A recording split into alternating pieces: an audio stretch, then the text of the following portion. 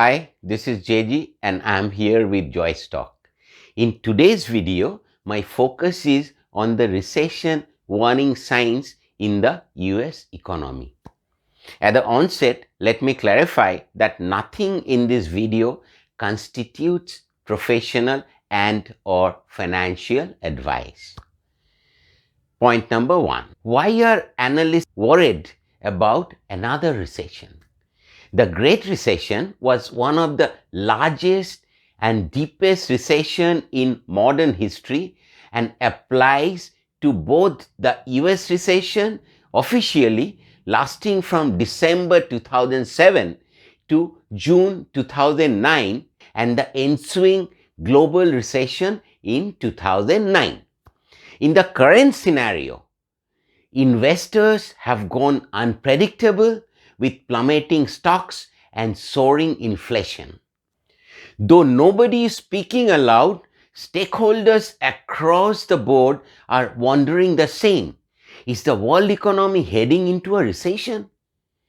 Point number 2. The impact of US economy on rest of the world. The United States accounted for over 20% of the expansion in world real GDP during the past 2 decades. World and US growth have moved closely together in recent decades with a correlation coefficient of over 80%. Similarly, the world enters recession if the US economy enters recession. It happened in the 1930s. It happened in 2008. The question is, will it happen in 2022? The definition of what constitutes a US recession is somewhat flexible, but 2 successive quarters of negative economic growth is the standard definition. Point number 3. US economy flashes a recession warning sign. US's GDP shrank by 1.4% in the first quarter of 2022. US stock market is bleeding and has lost almost $7 trillion since the beginning of 2022.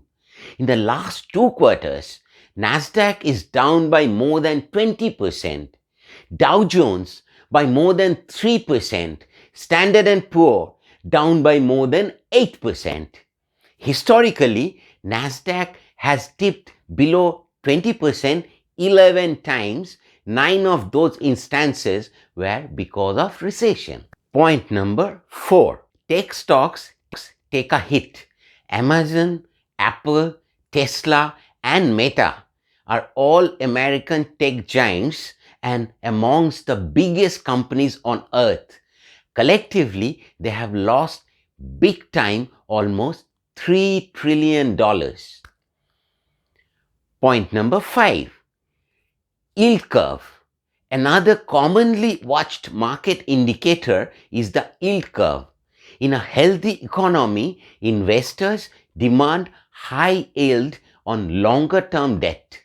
When tough times are around the corner, investors demand higher yields on shorter term debt, suggesting expectation of economic growth slowdown. Yields on shorter term and longer term treasury securities have been converging lately. Point number 6. In favor of an unlikely near-term recession. There are plenty of experts that acknowledge these risks but believe they are probably overblown. Right now, the central bank has a lot on its plate. It needs to balance the inflation narrative alongside the risk of sending the US economy into a recession, says Giles Coghlan, chief analyst at WICM. After all, supply chain problems will eventually work themselves out. It's not as if pay is out of control now. After you adjust the inflation, wages declined in February compared to the year period, according to the Bureau of Labor Statistics. And while it's true that yields on 10-year and 2-year treasuries are getting close, the 10-year to 3-month has steepened, said Tim Holland, Chief Investment Officer at WION Advisor Solutions.